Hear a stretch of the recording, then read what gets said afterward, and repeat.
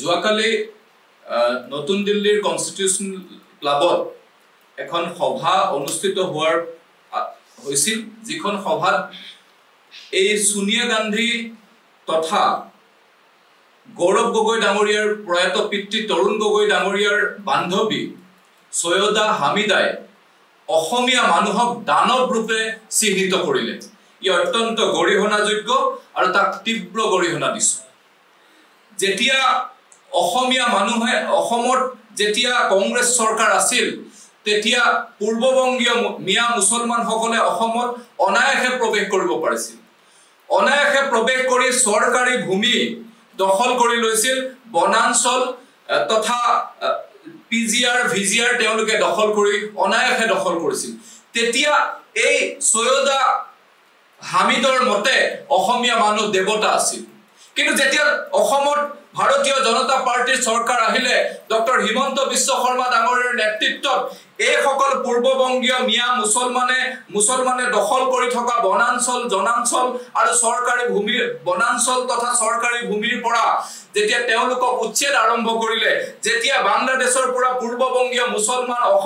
অসমৰ সীমান্তৱৰ্তী অঞ্চলৰ পৰা সোমাব নোৱাৰা হ'ল সোমালেই গ্ৰেপ্তাৰ কৰি পুছবেক কৰা হ'ল তেতিয়া অসমৰ মানুহ এই সৈয়দা হামিদৰ বাবে এক দানৱ হৈ পৰিল গতিকে তেওঁলোকে এই সৈয়দা হামিদৰ দৰে ব্যক্তিয়ে যে কংগ্ৰেছৰ বন্ধু এই সকল ব্যক্তিয়ে অসমৰ সমস্যাক কেৱল মাত্ৰ পূৰ্ববংগীয় মুছলমানৰ চশমাৰে চাব বিচাৰে গতিকে তাক আমি তীব্ৰ গৰিহণা দিছো একে সময়তে আৰু এটা কথা আমাৰ সন্দেহ যোৱা কিছুদিন ধৰি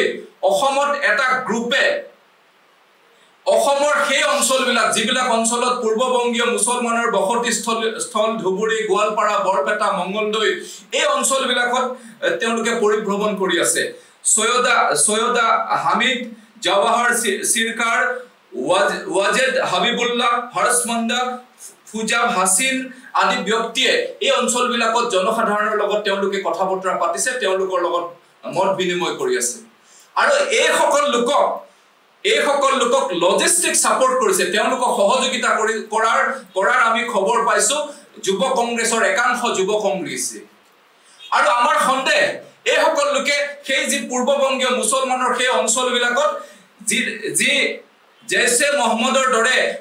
ইসলামিক উগ্ৰপন্থী সংগঠনৰ পটভূমি নিৰ্মাণ কৰিবৰ কাৰণে তেওঁলোকে হয়তো অসমলৈ আহিছে আৰু অসমৰ এই অঞ্চলসমূহত তেওঁলোকে পৰিভ্ৰমণ কৰিছে আপোনালোকে সকলোৱে জানে যেতিয়া বাংলাদেশত যেতিয়া অন্তৰ্বৰ্তীকালীন চৰকাৰ আৰম্ভ হ'ল তেতিয়া সেই সন্ত্ৰাসবাদী জেইছে মহম্মদৰ কামকাজ অধিক ক্ষিপ্ৰতাৰে তৎপৰতাৰে আৰম্ভ হ'ল আৰু এই জেইছে মহম্মদৰ যি উত্তৰ পূৰ্বাঞ্চলৰ তেওঁলোকৰ সংগঠন উগ্ৰপন্থী সংগঠন আনসাৰ বাংলা গুট এই আনসাৰ বাংলা গুট যোৱা কিছুদিনৰ পৰা অসম তথা উত্তৰ পূৰ্বাঞ্চলত অত্যন্ত তৎপৰ হৈছে গতিকে এই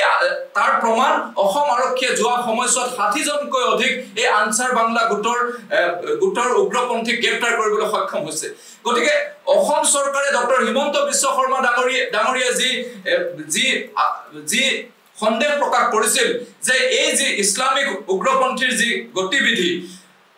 তথা এই সকল লোকৰ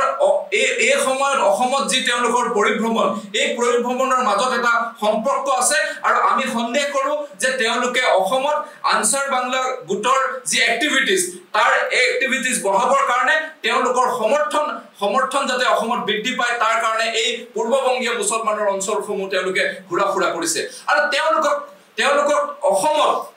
যিসকল লোকে সমৰ্থন আগবঢ়াইছে অজিত ভূঞা ডাঙৰীয়া হীৰেন গোহাঁই ডাঙৰীয়া পৰেশ মালাকাৰ আদি কৰি যিসকল লোকে সমৰ্থন আগবঢ়াইছে তেওঁলোকক মঞ্চ তৈয়াৰ কৰি দিছে এই সকল লোককো অসমৰ মানুহে চিনাক্ত কৰিব লাগিব আৰু এই অজিত ভূঞা ডাঙৰীয়াৰ যি সমৰ্থক যি বন্ধু যি অজিত ভূঞা ডাঙৰীয়াৰ যি এলায়েন্সত থকা কংগ্ৰেছ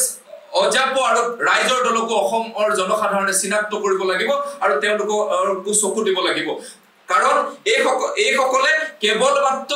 পূৰ্ববংগীয় মুছলমানৰ চশমাৰে অসমৰ সমস্যাসমূহ তেওঁলোকে দৃষ্টি নিক্ষেপ কৰে সমস্যাসমূহ চায় আপুনি বিচৰা বাতৰি পাব কেৱল নিউজ 18 এপত নিউজ 18 এপ ডাউনলোড কৰিবলৈ স্ক্যান কৰক এই QR কোড গুগল প্লে ষ্টৰতো পাব এই নিউজ 18 এপ